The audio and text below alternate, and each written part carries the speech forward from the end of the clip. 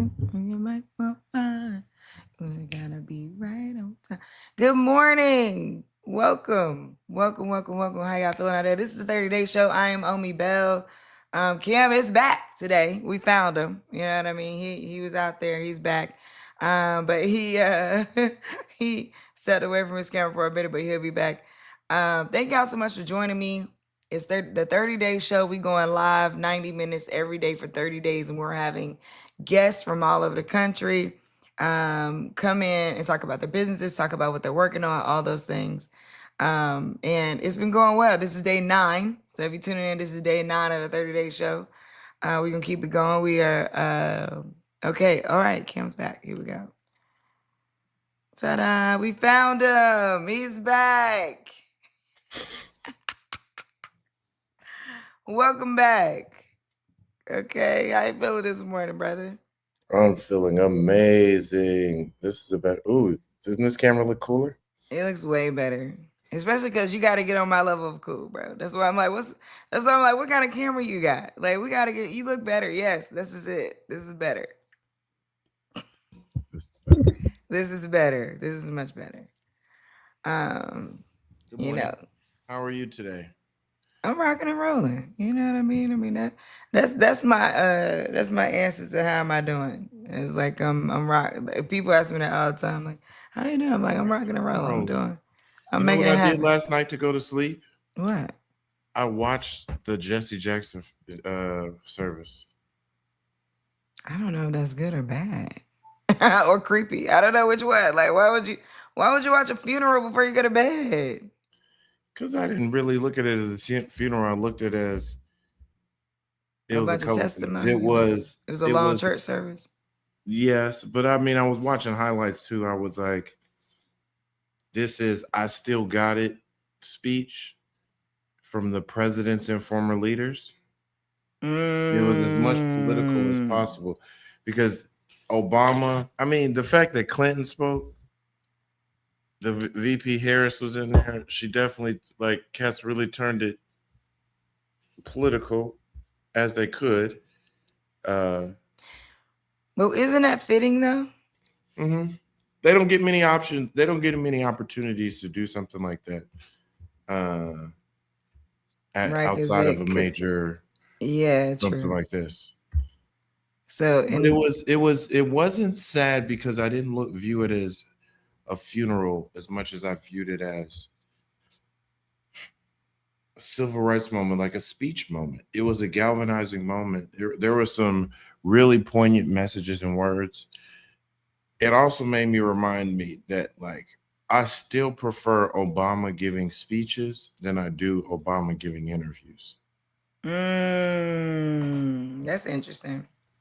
Well, you know what? The thing about like that whole like hope, the idea of like hope, he has that. Like he just has that in the bag. Like it's just ingrained in what he's saying. You know what I'm saying? I enjoy the interviews though because Obama gives me like dad, uncle vibes. And so I enjoy like a cool uncle vibe. You know what I mean? And it, like, so I enjoy just like listening. He's not yet giving old man advice though. You know what I'm saying? Like I'm ready for him to transition into the like, not ready for him to get to a certain age. But I think like by the time he's like 75, 80, we're gonna be really dialed into whatever he's saying in a different way. Like his interviews when he's like 80, is giving good trouble. You know what I'm saying? What's Lord John Lewis. Yes. You know what I mean? Like I'm dialed into whatever John Lewis was saying whenever he was saying it, because I'm like, sir, you've seen so much. But honestly, Obama won't have seen as much as like some of our older leaders, and that's what's interesting too. You were just talking about Jesse Jackson's funeral. It's like I didn't watch it, but I'm just saying that when you talk about great speeches and where we are today, there is also a lack of like what's been seen, right? Like we know when Jesse Jackson was talking, or I'm not the biggest fan of Al Sharpton, but like when he's talking, we know they've seen some stuff. You know what I'm saying? I see what you mean. Like John Like Lewis, there, like he was talking from John Lewis, he was seeing, seen, he's seen and experienced, seen and felt. seen and felt. Okay, the other day was the anniversary of the crossing of the Pettus Bridge. Like it is like you talking about somebody who was in the thick of it. The question then becomes, what is it? What is Obama talking about at 80? You know what I mean? Is he? I mean, the hope, yes, but and I'm not saying this in a bad way because I love Obama, but I'm just saying that like the level of speeches to come are nothing like the level of speeches that were. Nothing like not the level of depth of seeing, but there's something promising about that in a way, right? There's something that is like that shows progression in a way that's like, okay, what Obama's saying is like answering all our conspiracy theories. So by the time he turns 80, he gonna be like, yep, y'all was right. There was a colony of freaking aliens under the ocean and we didn't do nothing about it, child. You know what I mean? Like that is his and yep, y'all was right. This whole back end group of people or like all the zeitgeist documentaries and stuff, it was true. Hey, you know what I mean? Like that's what the future holds in speeches that people can give, I feel like. So it's just really interesting. Where are you? I'm in the office here near the Supreme Court, but I just wanted to Okay. make sure I wanted to make sure people can't come in. You have to reserve the office space. It's a beautiful office space. I'm actually interviewing one of the DC mayoral candidates for the Hip Politics podcast right after this. Oh, dope. Which one? This is where I'm working from Oh, for you the can't day. say. But when it's an active office building, people are just like, like I have this room reserved Right. for the whole day, but then you still people here fidgeting with the keys. Like, am I supposed to go in this office or that office? Right. We can't hear it if it's helpful. Oh, okay. Sorry. Yeah. I'm back to the show. Can you say, okay, when does the Hip Politics podcast episode come out? I can't say. This Oh, one will. Lord. Can you say who you're interviewing? Yes, Kenyon McDuffie. The reason why I say I can't say is that yeah. so this is part of season 5, and in season 5, I'm doing 3 types of interviews. I'm doing candidate conversations, people who are at various levels that are candidates from across the country. I'm doing traditional hip politics sit down conversations. And then I'm doing another series. It's called Beyond the Podium. So it's with leaders, whether they're entertainers, elected leaders, or organizational leaders. But instead of interviewing them from up there at the podium when they be giving a speech or performing, they're talking regular. So this is all season 5. We've got about 7 episodes already shot. This will be the 8th. The first episode next week with Congressman Andre Carson of season 5 comes out next week. So I'm excited about that. Hip hop. Oh, man. Something's going on with my LinkedIn stream. My I don't know. Something's going on with my LinkedIn stream, so it's not working. Dang, I'm not even gonna get to. Let me see. The link. So this is, I'm learning so much about this. The LinkedIn stream for the 30-day show is having technical difficulty. This is interesting. Technical difficulties. What is interesting? Just I'm learning, like, when you do something every day, you start to learn, like, you start to see where like different hiccups are. And like the fact that like, like when we're on the radio, the whole infrastructure is built for people to be live and on it every day. And I realized that like the infrastructure of social media, except for maybe like a real streaming platform like Twitch, the rest of these platforms are not built for you to really be live on them yet. Like they're not geared toward like going live every day. Like, number one, if Instagram was built for you to be live on it every day, the functionality would be different. Now, TikTok is interesting, but TikTok kind of walls off and does its own thing. So you can't go from like a OBS on it. You can't go from like a third party on TikTok live at this moment, as far as I know. So it's a little different. You got to have like the TikTok live platform. They're trying to like be all in by themselves. Wait, I'm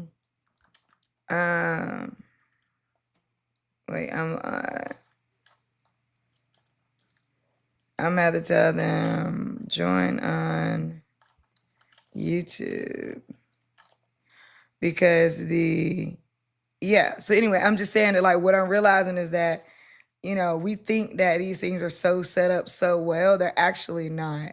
They're not set up as well as you think to do all that you would think they could do. So it's just I'm just observing that part, and it's just really interesting to see. But I'm putting a YouTube link here so people can join on YouTube. Cause now YouTube is pretty well set up for streaming. Yeah, it's pretty well set up for streaming. It's pretty much doing what it's doing, to be honest.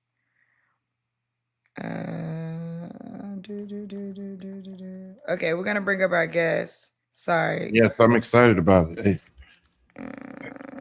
Okay. Oh my gosh. Sorry, because I had to. Now I'm on LinkedIn trying to make sure my morning crew, because you know, well, we got Maria and Tiffany that's usually on LinkedIn dialing in every day. I want to make sure that they're good. All right, I'm gonna remove this LinkedIn one because it's not doing it. Boo. Okay. All right, I'm gonna bring up. I really hate that too. See, let me see if I can add it back. Let's see if it'll redo it. All right, bringing up Brittany. Coming to the stage. Okay, here we go. Good morning. Good morning. Hello. How you feeling? I'm feeling good. It's a good morning. It's a good Monday morning. Good morning, Brittany. Good morning, Cam. It was really good hearing you talk about all of your policy conversations you're getting ready to have and attending a funeral before bed. Tell us about Kendrick, Brittany. Yes, absolutely. So thank you so much for inviting me. I'm so happy to be here. I am the CEO and co-founder of Kindred. We are a Black-owned digital health platform caring for Black women's whole self. That means like periods, hormones, body balance, nervous system support, all the way through every season of life. And we're using telehealth, education, integrative wellness. So think all of the fun woo-woo wellness things that are culturally rooted and pleasure-centered so that we can help Black women feel seen, heard, supported, like able to thrive and not just survive in whatever universe we're currently living in. So people, I realized the other day that people don't know what woo-woo means. Okay, Black folks. So we got to help the Black folks know. Because we know if you in the wellness space, you know what it means. And yeah. you know what woo-woo means, Cam? Like foo-foo shishi, like just some whatever. Not you foo-foo. Added an adjective for woo-woo with foo-foo shishi. If somebody says woo-woo, it's just like a word of like some stuff. Okay. Is that not true? Okay. Sure. Well, I think we could do a little better than that. I would say that like when people who are deeply engaged in I would say like things that are related to like spirituality or like connected to the universe or like so crystals and tarot cards and but even like breath work, you know, that breath work, right? Yeah. Actually, I need to get on your platform then. I'm a breathwork facilitator. So yay, please come through. We love breathwork. We love How's it going? I think that when I met you, I was at the beginning. Yeah. So I'm curious, and I remember you were figuring out the platform pieces and everything. We talked a lot about like selling points and things like that. Mm-hmm. And there's been a lot of platforms that's popped up that are for just like find your health practitioner kind of thing. Mm-hmm. I love that what you were doing was centered around the woo-woo idea, right? Which is like finding alternative health practitioners as well. Mm-hmm. Mm-hmm. And so have you stayed centered on that? And like, how have you, because I also think just like we just had this conversation with Cam about being woo-woo, I think that like how challenging has it been for people to adapt, like knowing like, oh, you know, let's go here. Let's actually go here. And then, okay, I got multiple questions, sorry. And then cross-culturally, Mhm. let's talk about healing cross-culturally, right? So we can talk about that in the latter part. But first, talk to me about platform adoption in terms of like what kind of momentum have you seen and what kind of challenges have you seen around helping people understand exactly what you're doing and what you're providing? Yeah. So in terms of like our patient our patients, we are actually we'll see our first patient, like our first patient for care, next month in April. But we have been doing lots of activations around like other healing modalities, things that don't require us to go through the legal. This is the hardest thing I've ever been built, just to say, like legal and compliance for healthcare. I know why people do the other things, like helping folks connect, as opposed to being like delivering care straight up. But in terms of the like adoption, people are really excited. So we're building a wait list. There are hundreds of folks on the wait list, ready to like jump into programs. I'd say that there still is a lack of understanding from like investors or other organizations of why it's necessary for Black women, one, to have race concordant care, meaning Black providers and healers like supporting Black people. We've went through the space of like, oh, we can just train people out of their racism or train people out of their like, no, we cannot. We need some cultural responsiveness. And to your point around like the healing aspect, I think that bringing in sort of things that we know to be just culturally Black. I mean, some people, I think it's like woo woo. It's like, oh, I'm not into tarot, I'm not into cards, but I'm like, yeah, but you're into prayer and you're into manifesting and you're into thinking about like what your future looks like. And you're into, so there's a large wealth of what we mean when we say that. And we know that like traditional healthcare systems actually neglect that, except for if it's like some things are open. So it's like, okay, if it's acupuncture, right? So if it's, we'll take acupuncture, but we won't take, saying a prayer, lighting a candle, pouring out libations, whatever it is, right? And so we're really trying to meet everyone where they are in their healing, and people are moving away. Like the truth is, wellness is attempting to fill a gap where traditional medicine has not, because people don't feel confident in that. And so Yeah. really wanted to like create something that is integrative to tell people like, okay, yes, and so like, yes, meds, and yes, like wellness visit, and like get your vitals checked, and we can do both of those things and not like negate one for the other. I like meds and because I think that like people think like, oh, I'm just go get my medicine. And then that's just it. You know what I mean? Like it's like, and I think the holistic integration. So like there's doctors, there's healers, and so like what I'm talking about a lot lately, and actually dang, we should connect, but I'm talking a lot about nervous system regulation. Yeah. And what that means. And I thought about, so what I'm building next around body, business, and belonging, I've been thinking a lot about like, do I concentrate the space with being all Black, or do I diversify the space? When I think about like my people, as in like Omi and my people, it's diverse. And so I've been thinking about that. And one of the things that's been coming up lately is like healing cross-culturally. So like a lot of things that we see in the spirituality space are like mostly white people in the spirituality space. And then you look at the practices and it's like, but these are ancient African practices. These are Native American practices. These are, a lot of it's Native American practices. A lot of it. These are South Asian, Indian practices, right? So it's like in Eastern practices, so it's like in all these things, but for whatever reason, Black people just, and now, I attribute it to slavery and the conditioning of Bible thumping around us. But I would say that like, we just don't, so I'm like, we're not into it yet. And it's just, like a small percentage of us are. And we fold into the things that we know are medical. Like you said, people get into acupuncture, people get into there now, because all the Chinese herbal stuff is going viral on TikTok. So like people are going to get their tongues checked out. Yeah. So now people are like, some of it. So I don't know. Is it access?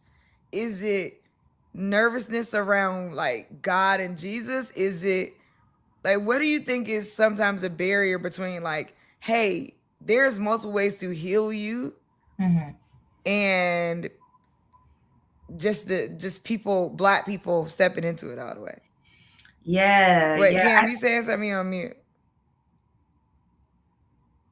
Maybe?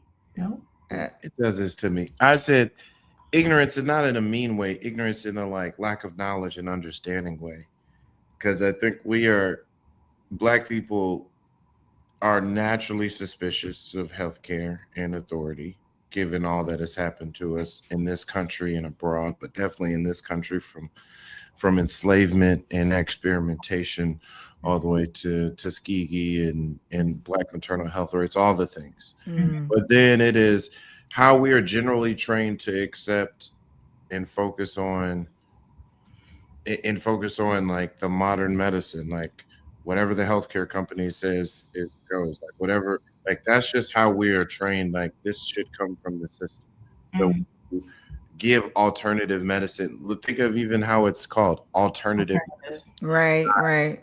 The medicine, not actual medicine. It is Right. Oh, this is another thing you might try. So it doesn't, even from its categorization, doesn't instill confidence. And that's on purpose, because that would disrupt one of the biggest industries in the world. Yeah. 1000%. Who am I to say? No, I love how you said it doesn't instill confidence, and how words are used to play. Even when I Googled the meaning of woo woo, it's not the same meaning of woo woo that we would say to each other. It's like it has a negative connotation, as if people are like lying about what they're saying. And it's like, no. Like in the wellness realm, when we're saying like, oh, I'm woo woo, we're meaning like I have big beliefs. Yeah. Essentially. Yeah. And, I think you hit on it, like with like, I think how the hold that religion, specifically like white Euro, like Christian religion, has had on Black communities and Black people definitely influences this. And I like to tell people, like, please go visit New Orleans and like go on a tour and listen to what they say about how our ancestors, enslaved folks, were practicing magic while they were like pretending to do Catholicism, and like the purposes behind that, right? And like that knowledge is still living there. Or like go somewhere else, but the Christian project was, and I identify as a Christian, I go to church, I love Jesus, but and I think that it's such a huge project that people don't even understand how it's like taking over everything. Like I went to the movie theaters and I saw Sinners in the movie theater, and there were people behind me that were so uncomfortable with like a lot of the things that were happening in the movie. And I was like, they were like, oh my God, I need to go pray after this. And I was like, to who? About what? Like, here. Are you serious? No, I'm so serious. And this happened to me twice. And it was Black people. I went to the Black. Is it because it was called Sinners and they were like, well, maybe this is a church movie I need to go see? The Conjuring, the Conjuring was real. The hoodoo that was like very present. Like they were very much like, oh, I gotta go see Jesus. It's a vampire movie. What did they expect? Sure, but it hit something inside of them. But let's keep it 100. The level of everything is the devil for Black folks is just a little bit rampant. Okay, like we need to calm down on that. Like they're like, oh, that's witchcraft. The level of and there's witchcraft that's active in our lives. It's like called white supremacy. But back up though. Yes, there's witchcraft that's active in our lives. But if we zoom out on trying to label everything, let's talk about just everything we practice is very ritualistic. I grew up in the Holiness Church. So what y'all think saying this represents somebody's blood? Yes. We're going to drink this red substance 100% because it represents somebody's blood. 100%. And then we're going to take this little cracker and we're going to say this represents somebody's body.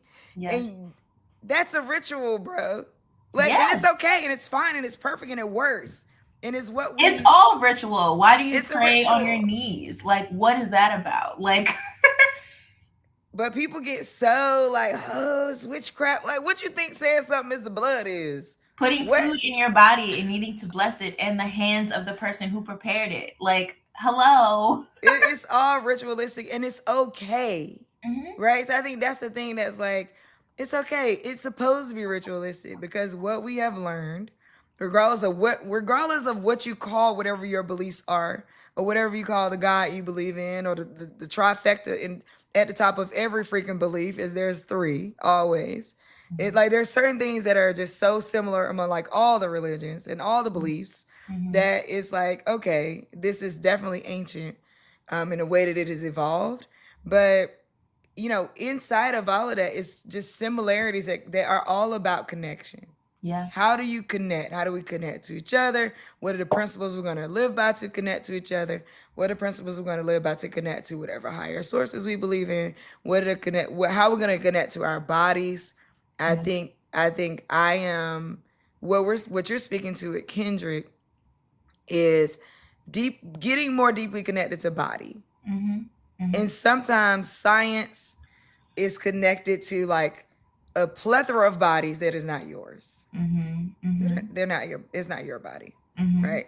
And what you're saying is let's lean back. Well, I mean, not to speak for you, but what I see you saying is let's lean back into, or let's move into a space where we have multiple practitioners designed to care about us in different ways, because it takes a care team to live in this society. 100%. A whole care team, not just your one doctor, this one, doctors. I went and saw this documentary. It's actually, I think, on Hulu right now, but it's Jenny Mai was one of the producers, and I went to see the screening for it before it came out. I think it's out now, but it's about these monks who are essentially going to they're going through menopause, right? They're going through perimenopause, and they're trying to like, their beliefs are all about like purity and like you don't take lots of medicine or any of that. So like one of them is like, look, she went to talk to her head like, run that estrogen, right? Because she's like, I need to try something. I can't sleep. I don't feel like myself. Like I don't know what to do. And then the other one, she's like, I'm gonna take a more holistic approach. So she's trying like more like herbs and things. But it's really interesting when we start talking about biology bumping up against beliefs. And what does that look like? And it happens so much in multiple different communities. And figuring out like, where do I go? Who could I even talk to about that? So love what you're doing with Kendrick. What you got coming up, or what should people do? If there's somebody out there who's like, I would love to just explore. Somebody's like, I'm new to even thinking about levels of alternative medicine, but I would love to like understand what she's doing, or like understand like what options are for different things, or how do I aid in some of the chronic pain I'm dealing with? Because I feel like that's like a big one. Like people are dealing with pain every day, and you should not be in pain every day. Yeah. And there's so many practitioners that I feel like could help you. Yeah. That's outside of like, the doctors would kind of be like, well, look, it's just supposed to be that way, and they kind of just like let you be in pain every day sometime. And that's no tea, no shade to doctors. I think there's just sometimes there's a limit or extent at which Western medicine can go, and it will give you all it can give you, and then you have to figure out other things. Yeah. But where should people go? What should people do? What should they be on the outlook? Yeah, for sure. So I would say follow us on Instagram and visit our website. We're with Kindred everywhere. And we have, at the end of this month, we have 2 sessions coming up that are going to explain our care model, all the things that we're doing. You can ask all your questions live. You can see that we're real people offering care. And we're going to have breath work actually at both of those sessions. So you can come get a little breath work by 2 different breath work practitioners, and really be able to like learn about what Kindred is, the full scope. We're really interested in having our care model be shaped by people, not do the shaping and then give it to people. And so these sessions allow us to do that. And so registration is open for them, and you can find links to that in our Instagram handle, on our website, all those things. All right. Thank you so much for coming. We appreciate you. Thank you for sharing this. Yes, thank you. I was very excited. Congratulations on where you built. Yes. All right. Bye. We'll talk soon. Bye. How did you know her before? Have you met her? She's Worked with her? BGV. They're BGV. Is this just a quiet 30-day show? Is just a BGV flywheel, part of the BGV Well, flywheel? the woman with the chauffeur service, I didn't know. If I didn't know from from Sirius XM. So like some of it is some of the people who are watching this are coming from like they used to see me live on Sirius XM every week, and then I'm not there. I'm not there live. Let me be clear. I'm not live on Tuesdays anymore, but I'm still on Sirius XM on Sundays, 11 a.m. Eastern Standard Time. Shout out to everybody who would hit me up.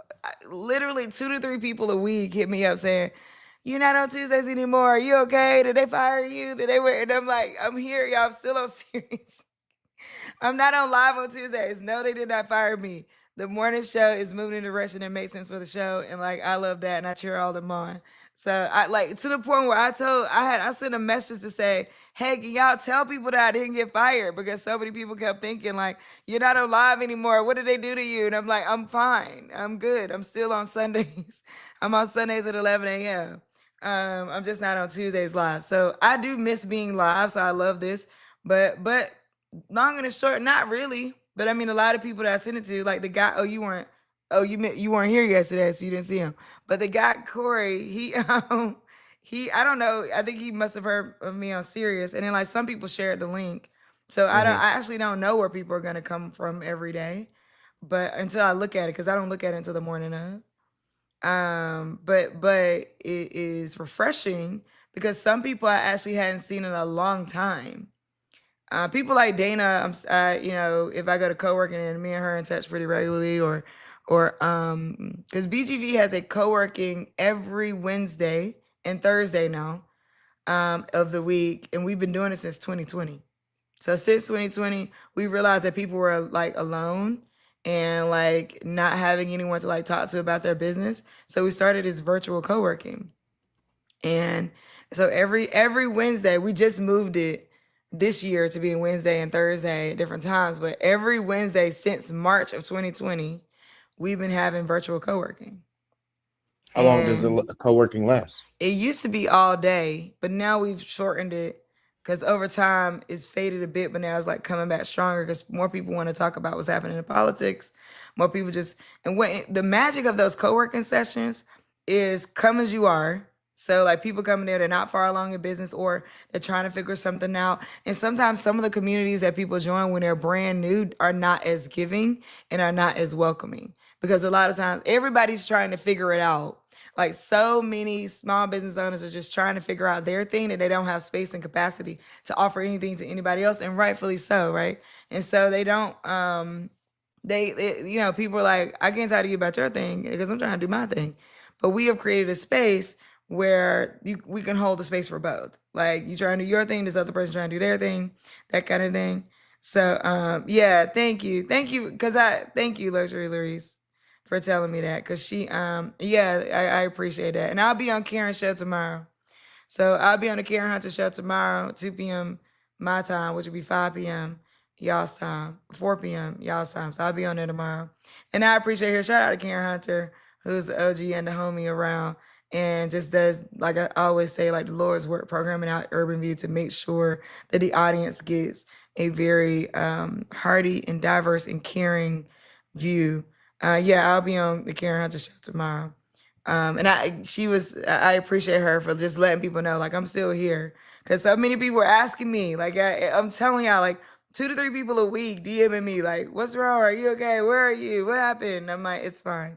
Shout out to the morning crew, Larice, 48 Sir Munch. Thank you for joining us. Maria and Tiffany and Eva, our folks from LinkedIn. I don't know if they can actually see us because LinkedIn had a hiccup this morning. I did reset the stream, so maybe they're seeing us on LinkedIn right now. Maybe they are not. But again, I don't think LinkedIn is meant to be a streaming platform.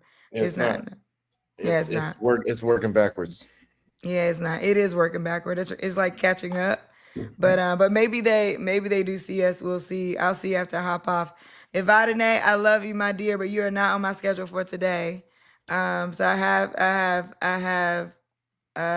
we have actually a Marcus Yarborough that's supposed to be coming in, but I actually don't know what his thing is. I didn't look at it yet. So yeah, I appreciate everybody's tuning in, and then our Instagram crew. Shout out to Instagram folks who are also watching.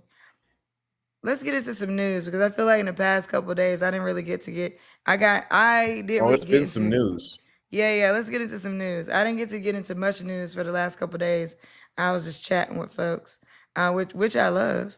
And then Marcus is here. Perfect. Okay, Marcus, we see you. Well, I don't see you yet. But when I see you pop up on screen, I'll know you're ready. All right, so today is March 9th, 2026. Today in history, uh, Notorious B.I.G. was killed. Biggie was killed today, 29 years ago. That's Doesn't kind it? of Doesn't it? If after watching the Diddy documentary that 50 Cent did, like that, this one feels different because I feel like I know more. mm, I feel like there's a reason.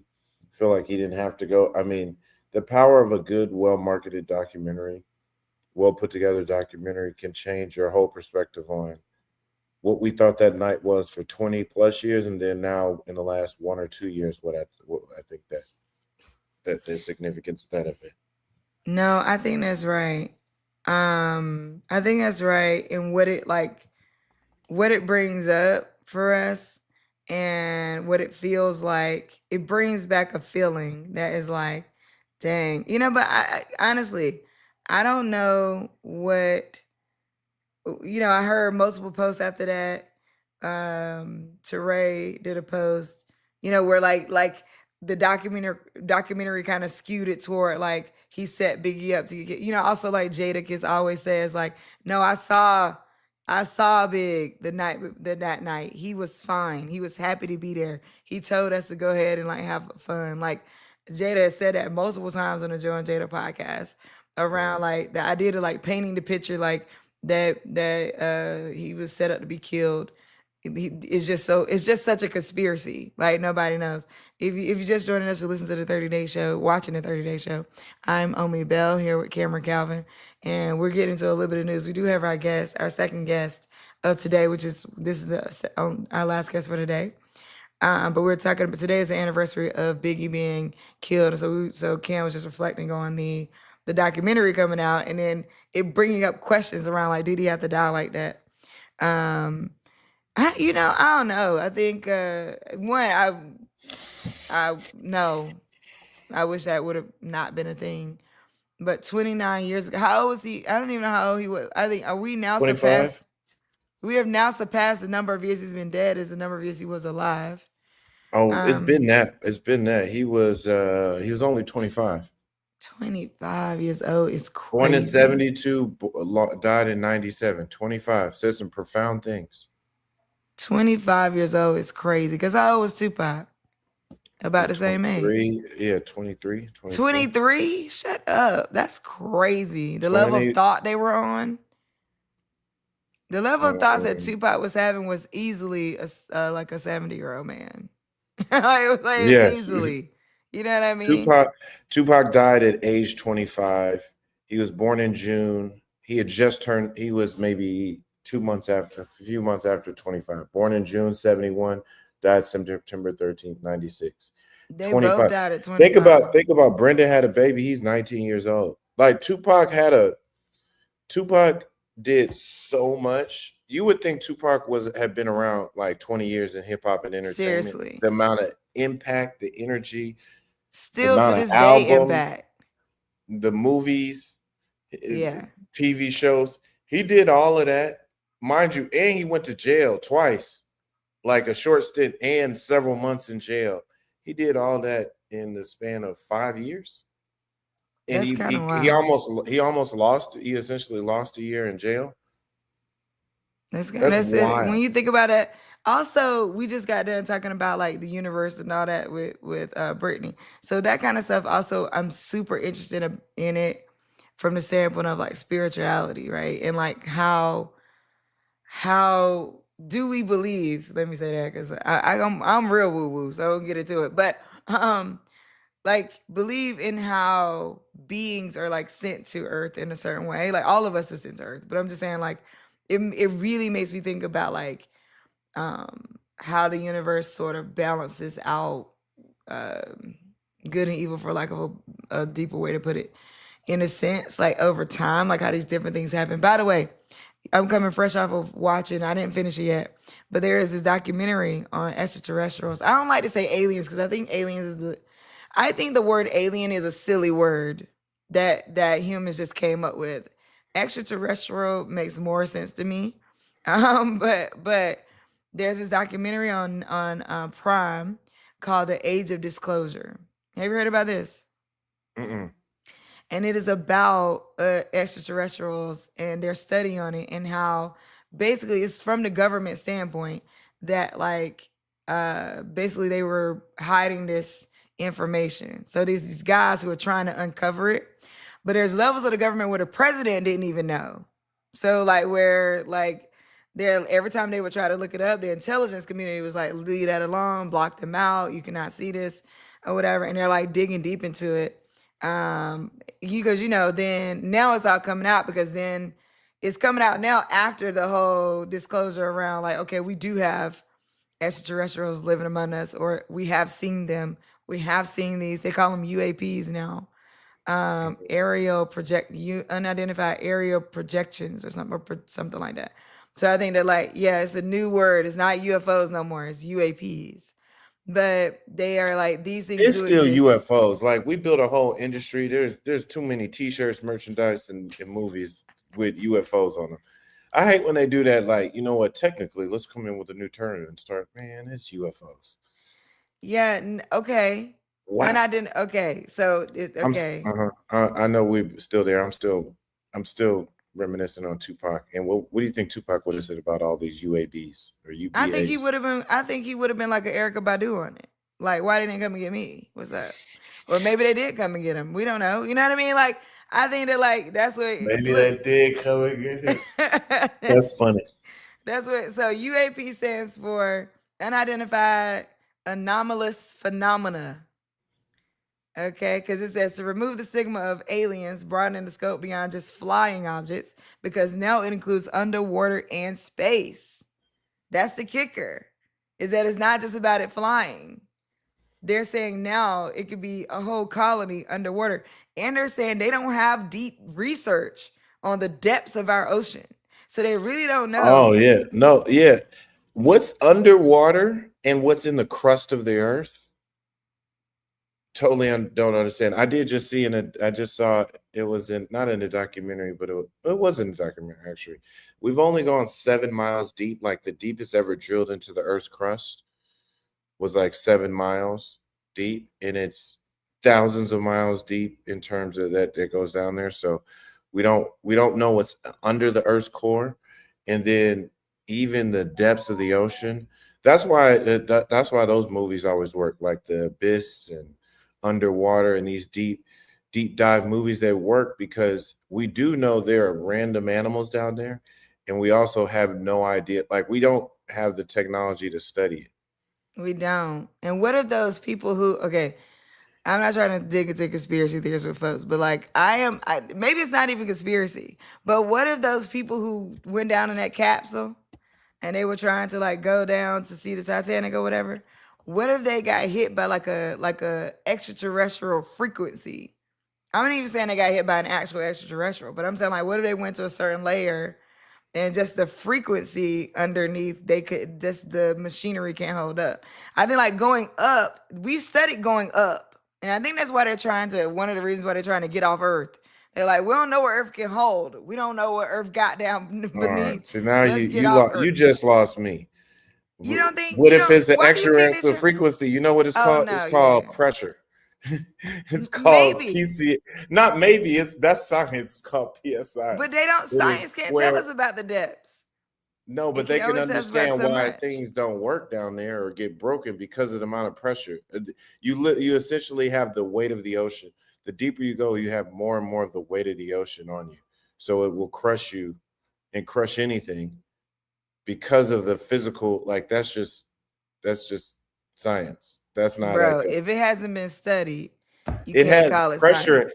Pressure has. It's only been studied in one way. That's what I'm telling you. If they're not studying it as frequency, you don't know.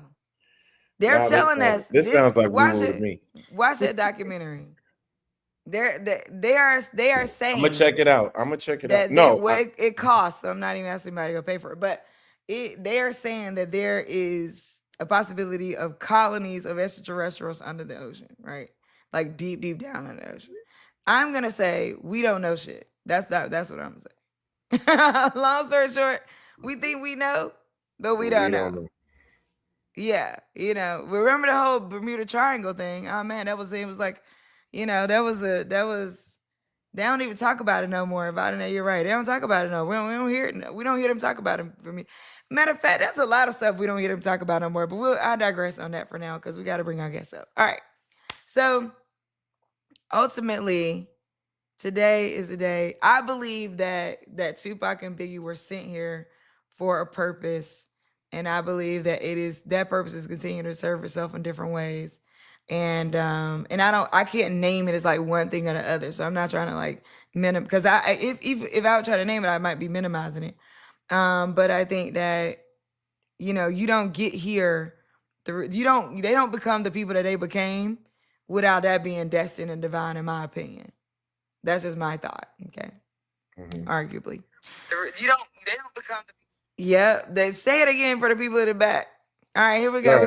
I didn't realize I wasn't fully live yet. All right, we're gonna bring up our guest, Marcus Yarbrough, coming to the stage. Good morning, sir. How you doing? Good morning, Omi. Good morning. How you doing? I'm doing all right. I'm rocking and rolling. All right, all right. That's what I like to hear. It's what I like to hear. So talk to us. What you got? What you thinking about? Well, I wanted to start with today's date, March 9th. Rest in peace to my man Biggie. But I want to say that Biggie is not forgotten because he was a man of vision, being that young and doing what he did. And it inspired a lot of people to press forward no matter what was in your way. Just realizing that the only one that can stop you is you.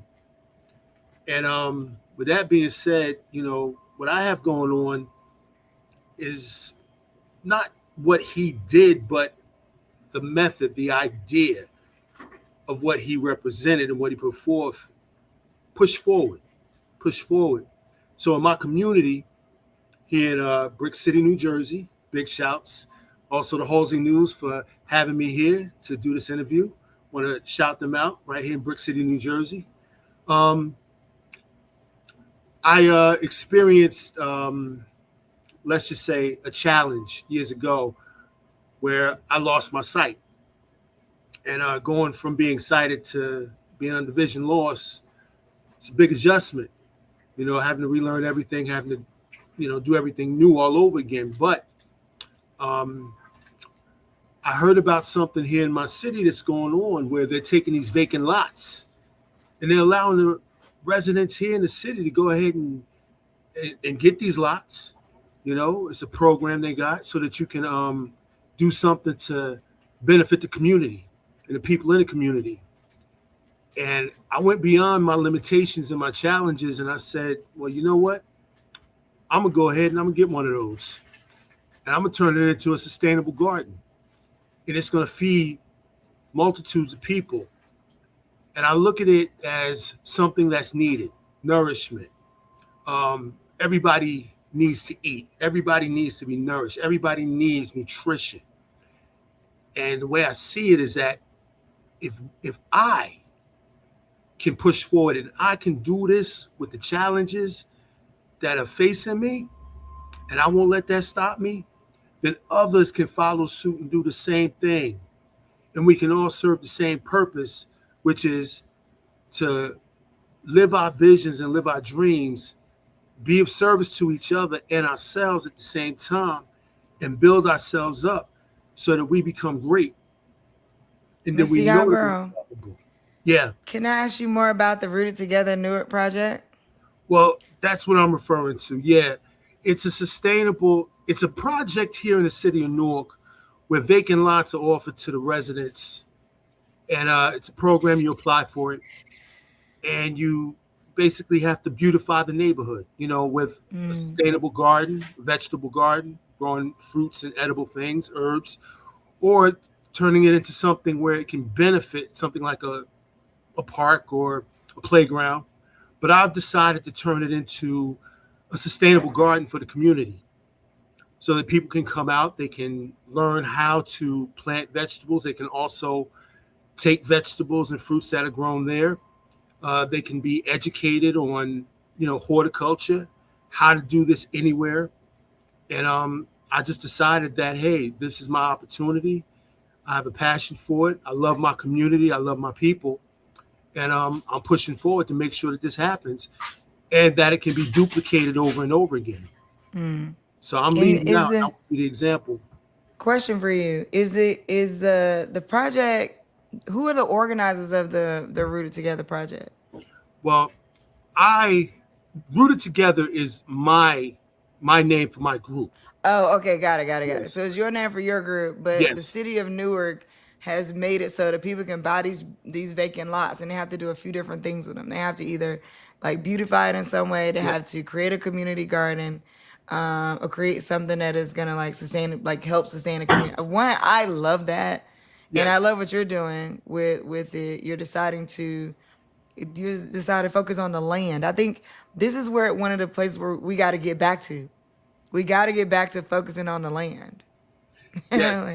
Yeah. Yes. Well, in the city of Newark, it's called the Adopt a Lot program.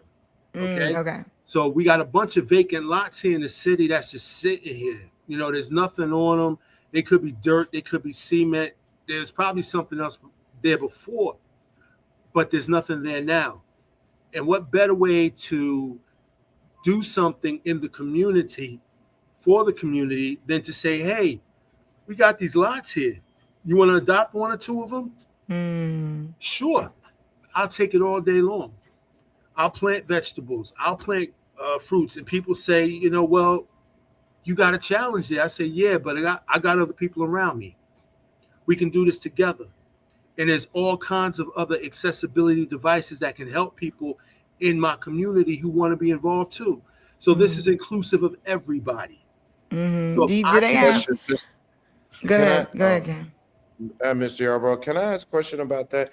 When they say adopt a lot, because I think that I love the idea of beautifying the community. I really even more so love the idea of creating another sustainable food source. And what we don't realize is probably one of the core reasons for our health disparities in Black and poorer communities is the lack of healthy and fresh food. Yes. But when they say adopt a lot, I think I'm still thinking about the business aspect. Is it something you get to keep? Is it ownership indeed, so you can evolve this usage, or is this you're working this land or utilizing it, but it's still owned by the city? Well, it's a lot that is owned, but it is city-owned property. Mhm. However, as long as the property is being cultivated and maintained and it's serving the community, you get to use the land as long as you maintain and keep it up. So it is still city-owned property, but it's basically a lease to the one who adopts that particular property. Mhm. Okay, yeah, because I was gonna ask a similar thing in terms of what is the resident get? What's the benefit for the resident? But I see multiple benefits for the residents in the sense of, one, we know that there was this project in New York they called the Broken Window Project. It was a long time ago. I know you've heard of this. But basically what they learned is if they fixed the broken windows, then the crime would lower in that area. And I was like, oh, that's really interesting. Around these what seemingly simple things that says we care about this. And when it says we care about this and we're looking at this, then people take it differently. Also, the benefit to the residents being the actual learning horticulture, the actual food that can come from the land. So I think there's many pieces to this. How could people? Is there a website, Mr. Yarbrough, where people can join or visit, or an Instagram or something like that? How could we support you? Well, we have an email address right now where people can reach out to us, to support, to ask questions, join up with us, and I'll provide it. If you guys are ready to. Yeah, go ahead. Okay, it's Rooted Together Newark at gmail.com. So that's rooted, ROOTED, the word together, TOGETHER. Newark, like my city, NEWARK, at gmail.com. We have a website in the works. It's not live yet, but it will be soon. But we will receive all correspondence at that email address. And it's not just restricted to here, because we're branching out. We want to see this happen in multiple places, not only in my state here, New Jersey, but other states as well. And we think we got a method to do that. I love it. Thank you Contact. so much. Thank you so much for stopping by. I dropped that email address in the chat, y'all. Thank you so much for stopping by. We appreciate you, Mr. Yarbrough. Much love and good luck in the work you're doing. This is great. Thank you so much for coming by and letting us know about it. Appreciate you having me. Thank you. All right, have a good day. I love that. Yeah, that's so good. You know, that's so good. Like when any like community good, I'm here for it. Like we Yes, need I like more. it. I like that Yeah, people. we need You to got like some people who can do stuff. My one fear is like you're working to beautify the land. I was wondering like how does he make money, because at the end of the day it's still work. And if you get to lease the land and make profit off of it, then that's one thing. But I hope this don't sound terrible, but it feels no, a it little sounds right. It it's a sounds little right. it says a little sharecroppy. Yeah, no, it sounds right. I What I don't want to think, say it in that it's not meant to do the same thing as sharecropping was done maybe hundred plus years yeah, ago. they're not doing it to live. But what I would say is that you're not looking at it wrong, right? In the sense that like we always want to be looking at, don't be over here using the citizens. You know what I mean? Like don't be using these citizens up, right? Don't be using them in a way that is not helpful for them, right? Using their labor, that kind of thing. And is he mentioned he is he faced a challenge where he lost his sight. And we, you know, in giving, I think that there is what an incredible amount of resilience.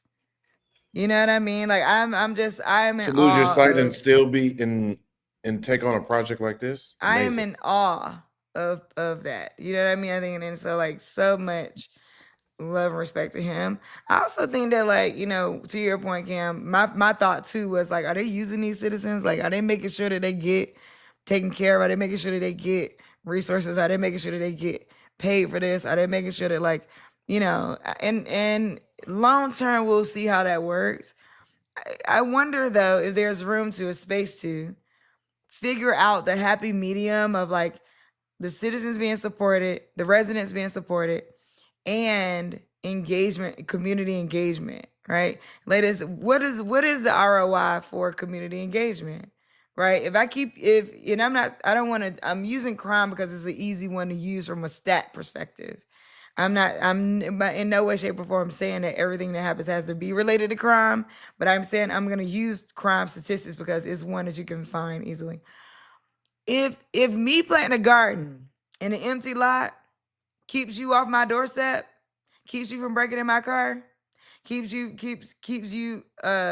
thinking that helps people out there feel like my neighborhood is of value, then like I'm apt to do it without, because the pay is not you gave me cash in my pocket. You know what I mean? The pay is like I'm living in my neighborhood and I'm feeling nice and safe. All right, the pay is a little different. And I'm not saying that, you know, anyway, I'm generally speaking, by the way. This is a broad sweeping generalization, but I'm just saying that like, you know, there's been studies over time around urban development that showcase like what these things mean. Like y'all know the difference between when the Whole Foods moves into your neighborhood, right? You know, and then And you when a looking at liquor store moves in your and when neighborhood, a liquor store, then you looking at gentrification and what that looks like. So it's like I wonder if there is a way where it doesn't have to come with so much gentrification, and people being pushed out of their homes. So I don't know, but I hear you, and I don't think you're wrong in thinking that, because we don't want our citizens taken advantage of, right? Like we don't want. You know, Maria. So Maria, shout out to Maria. She made it over to Instagram since she saw my post on LinkedIn, Not Acting Right. If you typically watch us on LinkedIn, with the LinkedIn, something happened with the LinkedIn Connect this morning. It's just not connecting. So I'm hoping you moved over to Instagram or you got over to the YouTube stream. Maria said if he needs help, I'll gift him a website. I love that. So here I'm gonna send you this address. I'm gonna copy. It's She can Rooted give me- Together. I need help. Rooted Together Newark. Maria, I need help. I Hold need a up, website. I dropped the email. Let me see if what did I do with it? I dropped it, but where did I put it? I'm gonna get it back. I'll send the email in the chat again. And how incredibly thoughtful, Maria. I appreciate you. I'll be honest and say, this is the one of the things I love about being live too. When people come on, one, there's like a understanding of like, what are people doing around the country? But then there's also like, well, how can we get in and support what's going on with people around the country? So it's Rooted Together Newark at gmail.com. I'm going to drop it in the chat again. Rooted Together Newark. And were you here when the Laundry Basket LLC, when she came? I don't know if you were here that day. But yeah, she talked about what she was doing, and I'm like, yo, somebody out there need to definitely hit her up. Rooted Together Newark at gmail.com. I'm sure they would love to hear from you, Maria. Let them know you heard about it on the 30 Day Show with Omi Bell. You can just mention my name, let them know you heard about it from here. I appreciate that. That's amazing. But that's what we're here for, to be helping each other out. All right, we got 30 more minutes left. We're already at an hour of the show. Is there any news you wanted to cover specifically, Cam, before I just start jumping into random topics? Hey, this is something I need us to understand, and not to make it super dour, but I think because so many other things are going on and it's easier to suppress this, I want there to be no doubt that people need to understand our country is now at war again. Yeah. We are, for those who voted for him, we voted for a person who said, I am going to end wars. We have done a major act. This is the second country in as many months on a major act of aggression. Don't let it still not be talked about that we literally snatched the president, whether he was rightfully elected or not, we snatched the president of a free nation out of his home or complex on his soil in Venezuela and brought him up to the U.S. That just happened. That happened this year. This is only the first 10 days of March. That happened this year. And we have preemptively struck Iran. I claim to know all the deep secrets and the top secret classified, was Iran about to strike us? No one is saying that, and no one is like, I'm not hearing that anywhere. So like, oh my gosh, we hit them because they were about to send a missile over our way. We went after a free country. We don't have to like a lot of people. Like, this is a big world. But we went after a free country, and we are now in an active war. And it wasn't because of 9/11 or something else like we had under Iraq and Afghanistan. There are other, I'll let you read up, and I'm not going to go into the whys, but it wasn't because there was something that happened to us first. Like, nothing major. And I think I'm curious how this war, like, I've watched how Republicans have called it. It's not a war. Like, you can look on Instagram, TikTok, or YouTube and say compilations like Republicans on Iran war. And you'll see so many people find ways to like call it a preemptive military strike, things that whatever. And the reason why this is important is like understanding the level of chaos, understanding another promise unkept, and understanding just the juxtaposition of like where our country's priorities are, because war costs billions of dollars per day. And we are screaming over here for lower gas prices, support on job loss, healthcare insurances premiums have skyrocketed, basic infrastructure things in our cities, bridges, roads, things of that nature. things that could be fixed with a couple $1 billion, school grants being cut. Like so many things are being cut, and we have preemptively started another war, ironically, Yeah. with an oil-rich nation and so forth. So I just don't want people to not lose sight. It's like, Yeah, what can you just do yeah. about it? You can talk to your members. The only people who truly have power to stop this or put an end to this is House of Representatives, Senate, U.S. Congress, because technically to officially be in a war, Congress has to declare war. The president has temporary powers to be able to strike and do something war. So they're going to try to not call it a war so they can give him as much time and leeway to do this. But I hate that we're distracted by so many other things when it's like, because this puts us in imminent danger. Because now, once you proactively strike a foreign country and you're seeing everybody get out of the Middle East, I love hanging out in Dubai. I've been there 4 times. I don't know whenever I can go back because it is now get Americans out. Yeah, and I don't even know if they all got out. Did they all get out? No, and there's a you message know you what be can't get killing out. me? Let me tell What? you this. What be killing me, and this is a good time for me to pivot into this news story that is exactly related to what you're saying about the threats on our soil. But it be killing me when the news goes over and covers people not being able to leave a place. And I'm How they get like, out? hi, bro. There's Is that this what you thinking? Yes, there's this influencer that was stuck in Doha, I believe it was, and he's like covering it every day or whatever. But then the news went over there and interviewed him, and I'm sitting there like, y'all got a plane.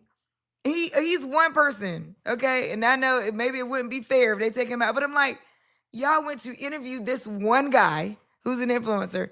Get him out, like. Put him on the plane with y'all. Hello. Like, what? I was looking at the news like they are wilding right now with that. And they did it with Hurricane Katrina. They did it with, they deal with all the bad weather. You know what I'm saying? You see them, they're in the middle of the bad weather, but then they sunny somewhere else. Like, bruh, get out of here with that. All right. The White House blocks intelligence report warning of rising U.S. homeland terror threat linked to Iran war. Donald Trump's White House is blocking top U.S. intelligence agencies from. Wait a minute. Hold up. My screen is moving. Oh shoot, my screen moved. Okay, here we go. From warning law enforcement across the country about rising threats to homeland tied to his war with Iran. This is from the Daily Mail. The FBI, Homeland Security, and the National Counterterrorism Center were preparing to put out a joint intelligence statement on Friday to state and local authorities, alerting them of heightened threat due to the ongoing war in Iran, a senior DHS official said. The bulletin, which was reviewed by the Daily Mail, detailed elevated threats. Something is happening. I think multiple of us are in this thing at the same time. And it's moving while I'm trying to read it. Okay, where is it? Okay. Detailed elevated threats by the government of Iran to U.S. military and government personnel and facilities, Jewish and Israeli institutions and their perceived supporters, and Iran dissidents and other anti-regime activists in the U.S. So basically, there's a warning. There's a 5-page bulletin, but the White House blocked it. It provides details on how Iranian proxies may carry out attacks across the country. One section explains how local law enforcement can respond to this type of violence. Homeland Security broke protocol and gave the White House a heads up about the nationwide bulletin hours before it was set to be released. Then top Trump officials ordered it be placed on hold. Typically, these intel bulletins would be issued to law enforcement without input from the White House to avoid politicizing intelligence communications. The White House did not deny blocking the terror bulletin in a statement to the Daily Mail, saying the White House is coordinating closely with all government agencies to ensure information being disseminated is accurate, up to date, and has been properly vetted, even if that means taking additional time to review to ensure nothing is done in a vacuum, said the White House spokeswoman Abigail Jackson. The senior DHS official disputed the White House explanation, saying the 3 agencies were going to release a joint intelligence statement that would elevate the threat level and state addressing the Iranian threat on American soil. The White House stopped it and verbalized down to DHS that any unclassified for official use only. Information going forward concerning Iran has to be reviewed by the White House before dissemination. Cameron, you worked on Capitol Hill, and so let's talk about the implications of this a little bit, right? The idea that the intelligence community, who would normally release things without the White House vetting, because we trust them, right? They're the intelligence community. We trust our agencies to be, these three agencies to go, this is what the national law enforcement needs to know. And it feels like, you tell me if this is right, but it feels like there used to be the understanding that the White House is the White House and intelligence is intelligence. They work together, but there's not like the White House is not going, hey, y'all can't say that, or y'all can't say that, say this or that. Like, I don't know. What talk to me about what you're seeing. So this is, first of all, the intelligence community, different parts of the intelligence community are separate, and they serve different functions. And while like the CIA and the FBI are part of the executive branches in there, the president has the right to appoint the CIA director of the CIA, which is international. CIA is supposed to be international intelligence gathering. FBI is supposed to be all domestic. NSA, don't give me the line, but national security is, like, I would say those are the three big intelligence but they still have congressional, because Congress controls the budgets and purse strings, as they say, controls the budgets. There's congressional oversight. Now, are we going to get all the reports and updates to regular law enforcement agencies here in the States about what's happening in a foreign war? No. But for information to first be vetted and routed through the White House, not through the military, through the White House, for political implications before it's vetted out to what goes to public. I'm curious, what's more important is, does that information go from intelligence agencies, White House, then to Congress? Right. Then there's a problem. Because then that it's another way to break the checks and balances in the oversight system. And I think that has been the biggest issue here, is that they are trying to control as much narrative as possible. And the harder part, why this is unusual now with the taking over, it hasn't happened yet. So CNN hasn't been taken over by Paramount. That deal hasn't closed.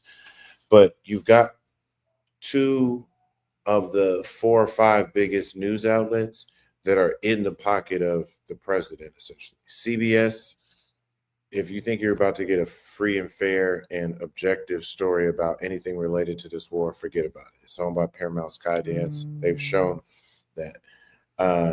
And then Fox News, if you think you're about to get an unbiased opinion. I'm not saying that MSN Now or NBC News, ABC are perfect, CNN is perfect. But these are people who have shown they are strategically aligned with the president, and this is what they're willing to show. And so how much coverage we get in these places, because the news still covers it, and we don't, and especially for international stories, why this matters, they're the larger news outlets are really the only ones that have the resources to go over there, show you something, and report it back.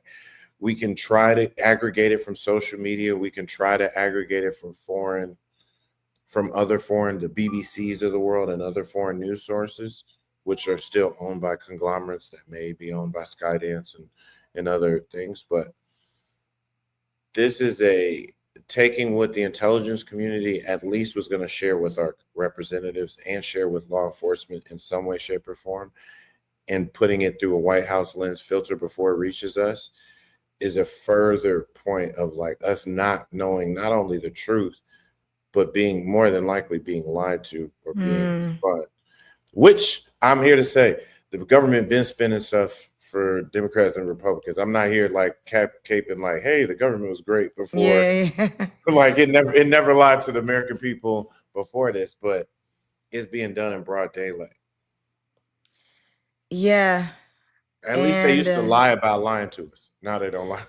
this is probably the first time in my life that I feel like I need to stock up on canned goods. You know what I mean? Like I never had that feeling. I never was like, I never was on that let's create a bunker type thing, but also maybe I've been watching too much TV. But like I think it's like time for us to strongly consider what if we lose power for a couple days. I think, or what if we lose water for a couple days, or what if our water gets contaminated? Like I think I hate to say it, but I really do believe like we really need to start stocking up on some things.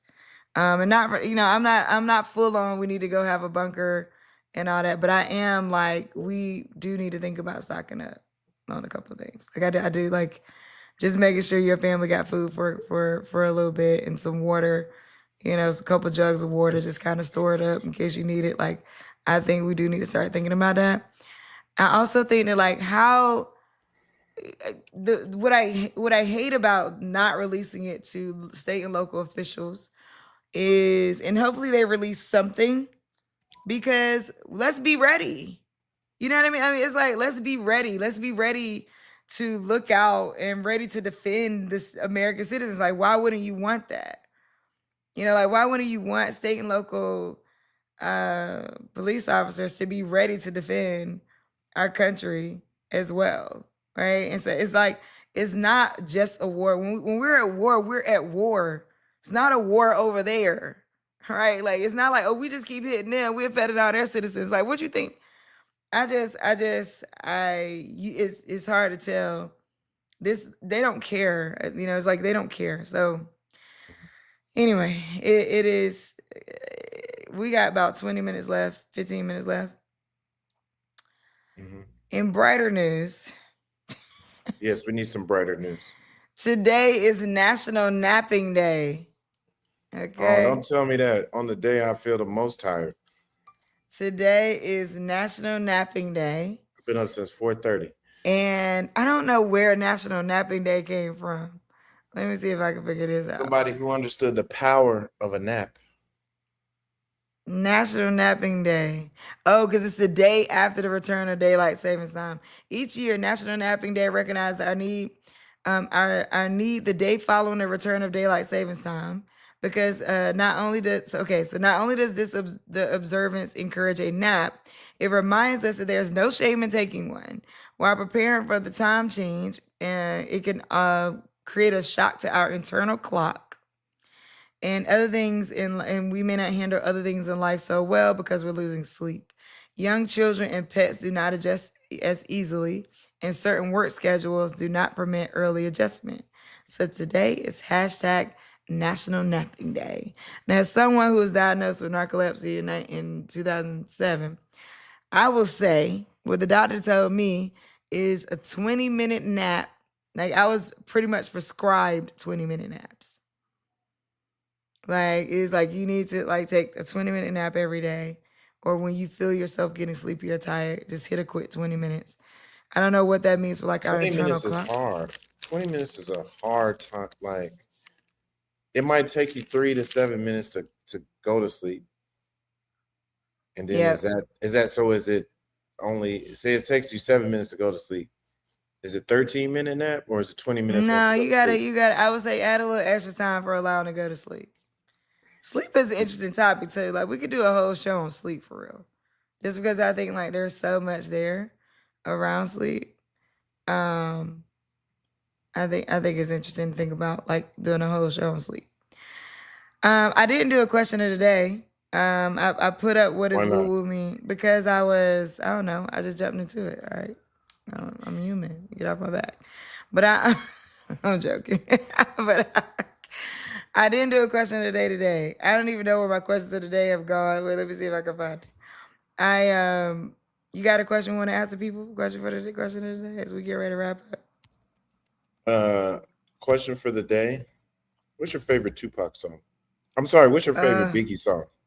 Oh, I was gonna say, okay, today is the 29th anniversary of Biggie passing away. And so you said, what's your favorite Tupac song? No, what's your favorite Biggie song? No, I know, but immediately Hail Mary came to me. I don't know. But the favorite Biggie song. Hail Mary.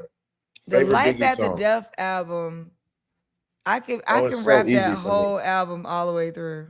It's so easy me. It's easy for me, but because What is it? What's yours? Armed and Dangerous. Ain't too many can't bang with us. Dangerous, straight Straight up up, in the ain't dangerous, just labeless, label us notorious. notorious. Thug it, wanna bust straight to us. Scrambling, gambling, hands and violence. We just sit here No, trying to win, trying not to when I sin. say I have a core memory that Yeah, this let me is see if I can now. find it. This is what 29 years old, almost 30 years old. I grew up in Cleveland, Ohio. Obviously, that is Notorious Thugs, Biggie with Bone. This is pre-internet or pre-robust internet at all. This is pre-cell phone. Go All right, ahead, keep talking. don't play too much so we don't get Oh, that's right. We'll get copyrighted. flagged. I only get... But The ride, beginning is ride. dope though. No, it is, and I like they don't even do that on song because Who the song produced plays that? for like a minute and a half before it even starts. You get to rapping. It's like it sets the tone, but the tone. So we had never heard Biggie on a song like that. We had never heard that, but the fact when he comes in rapping fast in a Bone-esque type of way, I remember going into gym class after the album had dropped, because that was back when albums dropped on Tuesdays. And it wasn't What happened to wasn't that, yo? New music used to always drop on Tuesdays. oh, it's all record industry like finagling for sales. That's why they're on Fridays now. But albums used to drop on Tuesdays back then. This is in 1997. I'm in high school. I'm in 11th grade. Yeah, I'm sorry. I'm in 10th grade. And I remember us coming to gym class. Hype is all get out that week, because Cleveland was like Bone was already coming up. It was on the map. Bone already had their song with, and the other thing is Bone had already had a song with Tupac. Thug Love. Oh yeah. Big, you don't remember that? Tupac, Thug Love. Look that up. They had already had a song with Tupac, so it's like they were doing some legendary, and it dropped maybe a few months beforehand on their Art of War album, on their third album. Oh, Yeah, you couldn't hear me. I was talking the whole time. Thug Love. Okay, wait. I'm trying to listen to it right quick so I can hear what it is.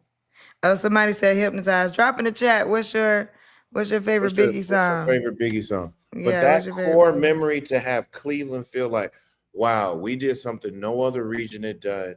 We did something nobody else in hip hop had done, because it was a we thing. And when Bone did something, it was like Cleveland felt it. And so coming here to, like, in high school, you talking like, oh my gosh, did you hear this? Did you hear that? We over here trying to learn the raps. Like it's just not as many things. So it's like you got the physical double disc. Because Bone is from Cleveland? Bone is prominently from Cleveland. Mm. Prominently. I just want to make sure everybody knew that. Okay. Oh yeah, Bone's from Cleveland. So Biggie doing the Bone style rapping. He had just passed away. His newest album is super hyped.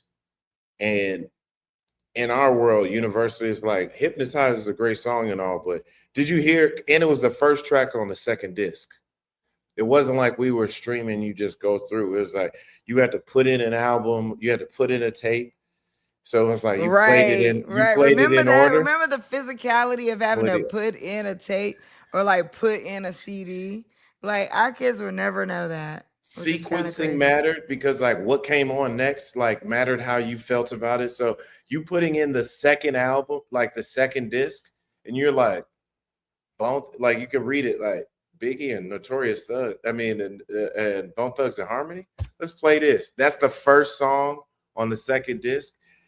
It was like such a layup for like, oh my gosh, this is one of the best songs. And to this day, they've remixed it and remade it with Biggie's verse and Twista and stuff like that. But I would argue, if it's not people's favorite song, it's one of the most standout Biggie tracks, especially that was not a single.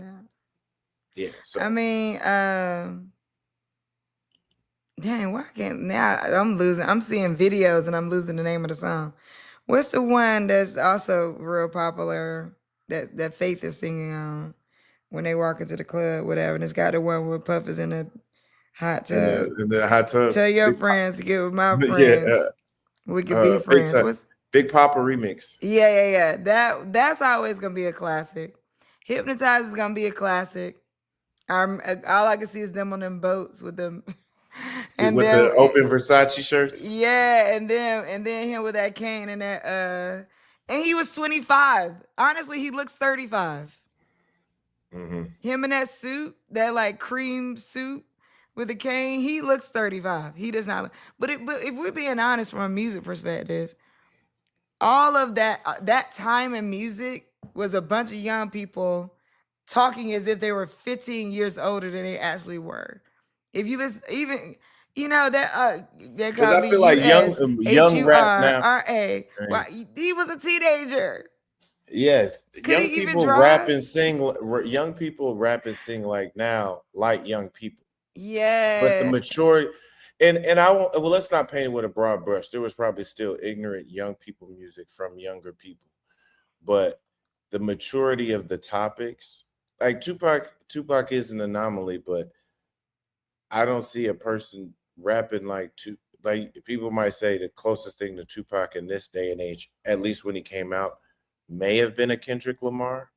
Because Kendrick Lamar was pretty young when his Section 80 and Good Kid, Mad City came out. I'll be honest and say, I think Kendrick Lamar is one of one. I think Tupac is one of one. I don't know that I think there's anybody close to Tupac as an entity. Yeah, like I think that it's hard for me to like compare from a rap perspective because I just don't know that I can even see it. Like I can't even see saying like this person's like Tupac. Like I can't. And I think similarly to Biggie, like I also don't know if I know that there's anybody I can say is like Biggie. Like I don't know if there's anybody I'm like, oh, this person's like them. I don't think so. Cadence, flow. Same thing with Nas. I don't know that I think that there's anybody that's like Nas in the level of storytelling that he was. Where I think it was like an advancement from your like Rakim to your but wasn't so like pop having to be so poppy like a where I think Jay-Z went to in certain ways, right? Like I think like Jay-Z went real pop culture in a way eventually for the sake of like maybe some crossover, and it was great and it's cool and he's great. But like Nas stayed in a lane that I think was that the purist liked. I think that's revisionist history. Nas tried to go pop his second album. He just maybe I didn't still don't do feel as like much. his rhymes It didn't changed hit as much. Shorty, say what's your price? He hates that song. Just to back it up. And we love that song. Do we? Yes, we do. If it come on in the club, who's not dancing? At the time, it was Revive. It was like Nas crossed over. He changed. Oochie wally wally, oochie bang bang. No. Still, and I don't know where y'all was at, but in the South, we was rocking to it. Yes, but I'm saying especially the Oochie Wally Oochie Bang Bang joint. What I'm saying is, notice how you're saying, oh, Nas he was a purist. He did all of this. It's like Nas was trying to sell out too. I still feel like the whole time I think his voice sounded the same. Like it didn't sound like it wasn't Nas to me. Jay-Z's voice didn't sound the same? No, let me think on that. I gotta think about that. I feel Nas was able to keep the purest because the purest energy because his beats and his hooks didn't feel crossover and pop. Cause the whole like what's the jigga whatever the jigga thing I wasn't with. Yeah, that right there was whack to me. You know what I mean? I wasn't with the jigga era. The whole like jigga framing, I didn't like. You know, I'm down with the J-Hove, the young Hove, all that, but like the jigga part. Can we put a pin in that? Let's talk. Can we have the Hove conversation? Like, is it wrong that we call this dude J-Hove? I mean, come on. But I mean, look, I also have thought of God MC. The God MC. But you also had like Father God MC. You know what I'm saying? So like, Does that make it look, okay? it- Father God look, MC.